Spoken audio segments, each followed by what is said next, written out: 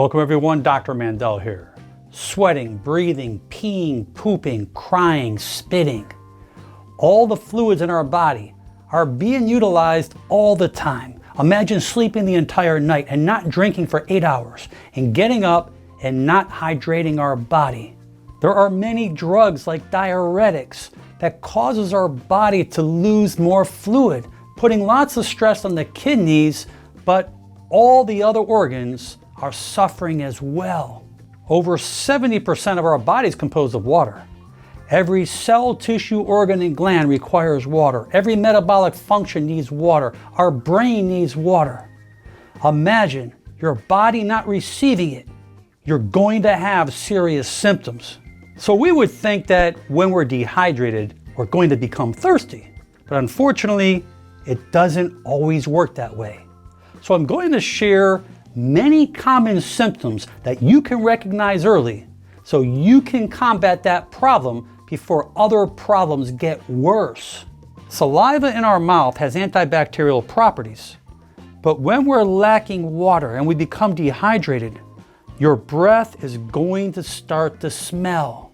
And because of this insufficient saliva in the mouth, bacteria overgrowth is going to continue to occur. And that's going to give you that smelly breath. So when you arise in the morning and you go to the bathroom, you'll notice that your urine is darker colored, darker yellow, lack of fluid. When we hydrate, it will become more clear.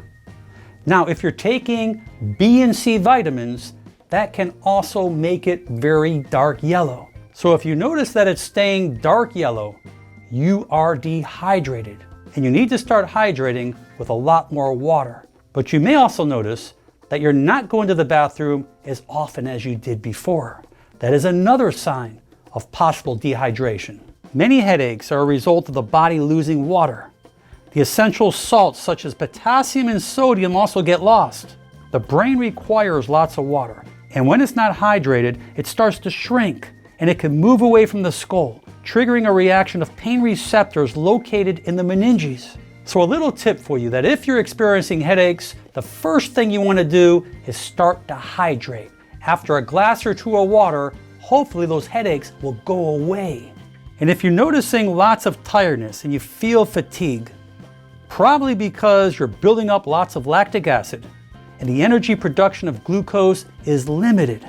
And those who do any kind of exercise, it's always good to hydrate before, sip in between, and hydrate again thereafter. Our skin can tell many stories of dehydration. Not only dry skin, peeling skin, or flaking skin, but you can grab the skin, and when you grab it and pull it out and you let go, that elasticity should come right back to where it was before. If you're pinching the skin and pulling it out and you let go, you're going to notice that it's going to start to go back real slowly. That's a typical sign of dehydration.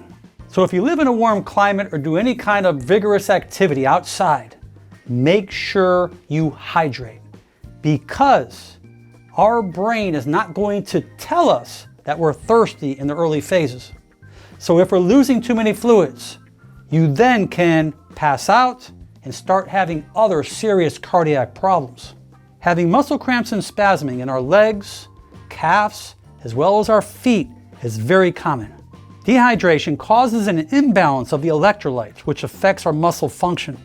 Sodium and potassium help our muscles contract. And when these electrolytes become imbalanced, this can lead to lots of pain and discomfort. So make sure you're getting your electrolytes and hydrating with lots of water. Now, for the most of us, when we are constipated, we are usually dehydrated. You must start drinking more water.